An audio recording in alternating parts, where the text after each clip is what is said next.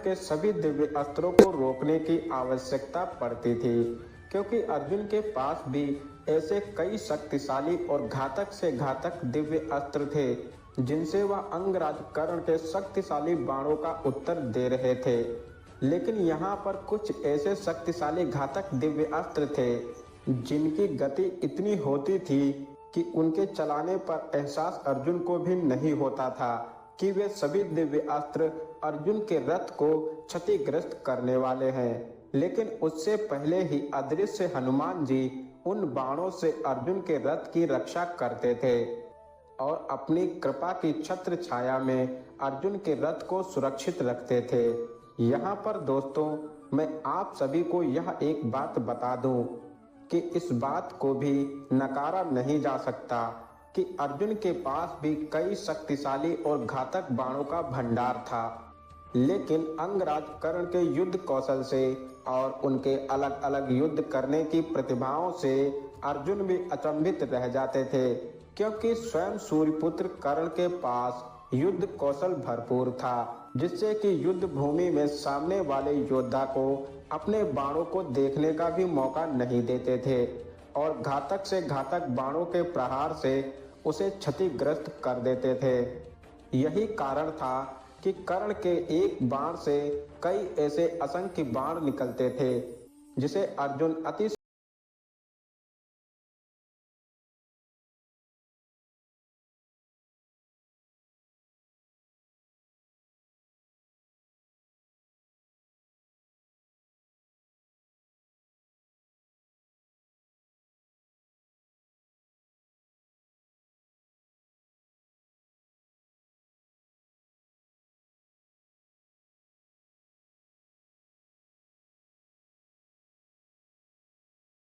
की रक्षा करते थे और अपनी कृपा की छत्र छाया में अर्जुन के रथ को सुरक्षित रखते थे। यहाँ पर दोस्तों, मैं आप सभी को यह एक बात बता दूं कि इस बात को भी नकारा नहीं जा सकता कि अर्जुन के पास भी कई शक्तिशाली और घातक बाणों का भंडार था। लेकिन अंगराज कर्ण के युद्ध कौशल से और उनके अलग अलग युद्ध करने की प्रतिभाओं से अर्जुन भी अचंभित रह जाते थे, क्योंकि स्वयं सूर्यपुत्र कर्ण के पास युद्ध कौशल भरपूर था, जिससे कि युद्ध भूमि में सामने वाले योद्धा को अपने बाणों को देखने का भी मौका नहीं देते थे और घातक से घातक बाणों के प्रहार से उसे क्षतिग्रस्त कर देते थे। यही कारण था कि कर्ण के एक बाण से कई ऐसे असंख्य बाण निकलते थे जिसे अर्जुन अति शीघ्रता पूर्वक देख भी नहीं पाते थे। यही कारण था कि कई बार अर्जुन के रथ को भी क्षति पहुंच रही थी, लेकिन हनुमान जी की कृपा के कारण ही अर्जुन का रथ युद्ध के अंतिम समय तक सुरक्षित रहा। और सर्वप्रथम आप लोगों को मैं यह भी बता दूं कि अंगराज कर्ण के पास कुछ ऐसे दिव्य शक्तिशाली अस्त्र भी थे जिनसे स्वयं भगवान श्री कृष्ण को अर्जुन की रक्षा करनी पड़ी थी,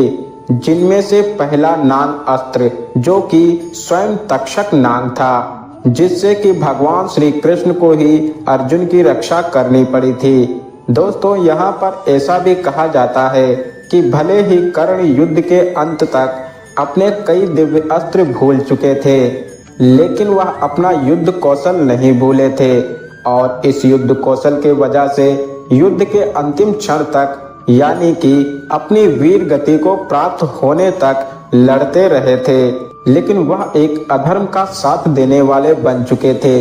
यही वजह थी कि उनका भी इस युद्ध में अंत निश्चित था और यही वजह थी कि कृष्ण के कहने पर स्वयं महारथी अर्जुन ने कर्ण का वध किया था। यहाँ पर आपको यह भी बताते चलें कि अंगराज कर्ण के पास ऐसे कई दिव्य अस्त्र महाअस्त्र थे जिससे वह पांडव सेना में तहलका मचा देते थे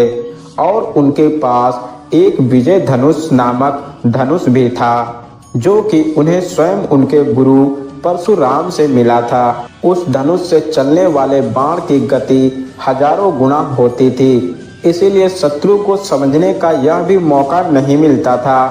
कि आखिर कौन सा बाण उसकी तरफ बढ़ा आ रहा है और उसके समझने से पहले ही बाण शत्रु की छाती को भेद देता था। आपको यह भी बता दें कि महाभारत युद्ध में कर्ण ने अपने इस विजय धनुष का उपयोग सिर्फ एक ही दिन किया था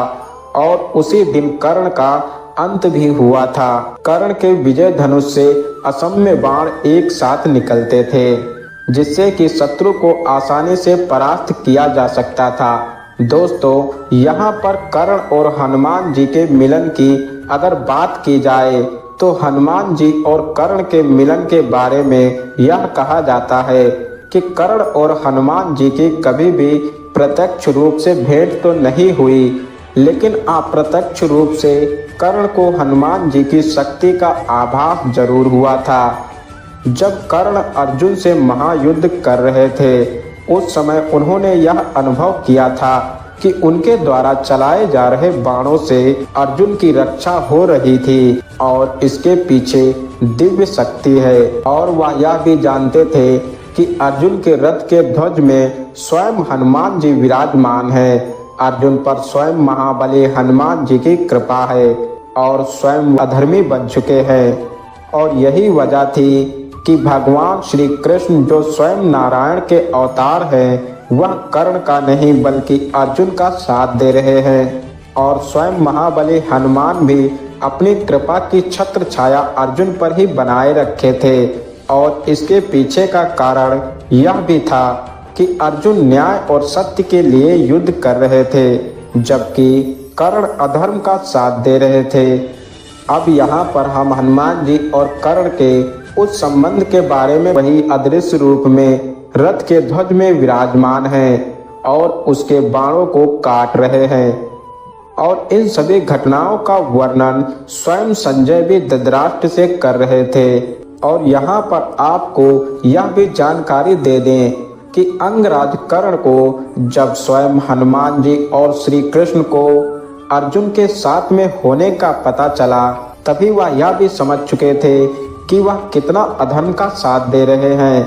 और किस तरह से दुर्योधन के साथ होने की वजह से वह भी बताएंगे, जिसके बारे में बहुत ही कम लोग जानते हैं। आप सभी को यह बता दें कि सूर्य पुत्र कर्ण, जिन्हें सूर्य का धर्म पुत्र कहा जाता है, और दूसरी तरफ पवन पुत्र हनुमान जी, जिन्हें सूर्य देव का एक महान शिष्य कहा जाता है, जिन्होंने सूर्य देव से ही शिक्षा प्राप्त की थी। यही कारण था कि कर्ण हनुमान जी के गुरु भाई भी कहे जाते हैं। लेकिन यहाँ पर ऐसा कभी नहीं हुआ था